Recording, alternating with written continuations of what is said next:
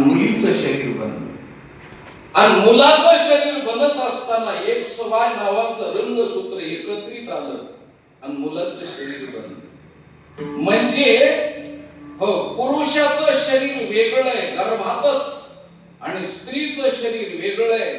म्हणून माय तिच्या आईच्या गर्भामध्ये वेगळ्या रूपानं, कारण धारणा होतच असताना जन्मच माईचा वेगळा आहे आणि बापाचा वेगळा आहे. दोन्हीचं एकत्रीकरण होऊ शकत नाही.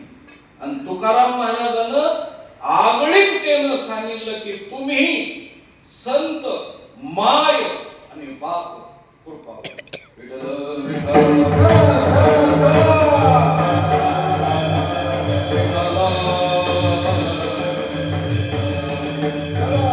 आत्मीयतेचं नातं जोडलं 100% खरं आहे. पण आत्मीयतेचं नातं जोडीत असताना मला कुणी बी उठून सांगावं, जगाच्या पाठीवर आईबाप एक असतात का? स्वभावात बदल आहे, स्वभावात बदल आहे, चालण्या बोलण्यात बदल. हो, बापाचं चालणं वेगळं आहे. हो, असा मर्दानी चालतो बाप. आईला बापासारखं चालता येणार नाही. जर एखाद्याची आई दुसऱ्या दिवशी अशी जर चालायला सुरुवात केली तर बरं वाटेल नाही. बरं, एखाद्या वेळेस आईचं चालणं बापासारखं बरं वाटत, पण बापाचं चालणं जर आईसारखं सुरू झालं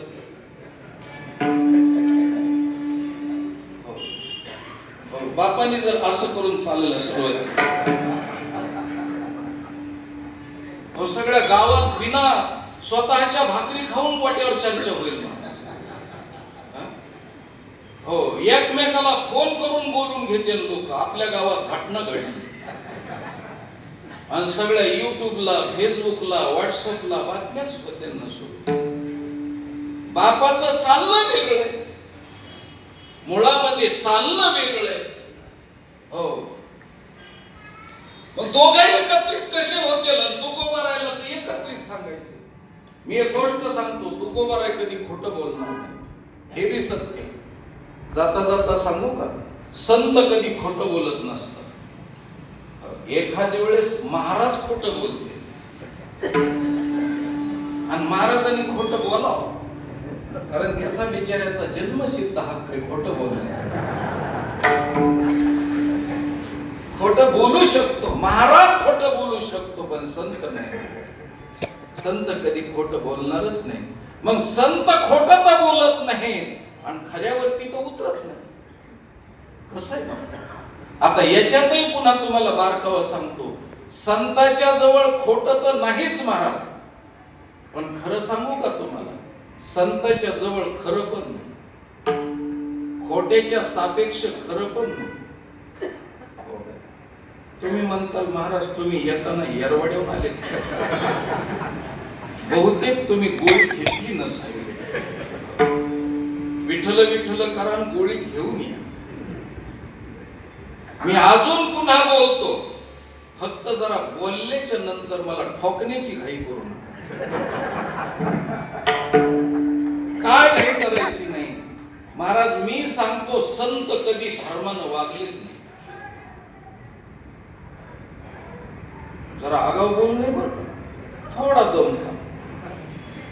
संत कधी खरं बोललेच नाही आणि संत कधी धर्मानं वागलेच नाही.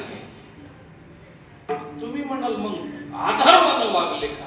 नाही, संत धर्मानं वागले नाही, त्याचं कारण आहे संत जे वागले तो धर्म ठरला. संत जे वागले तो धर्म ठरला.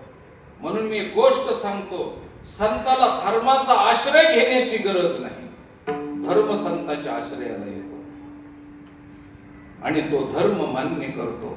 संत वागतात ते ऐसे उपराटे वर्म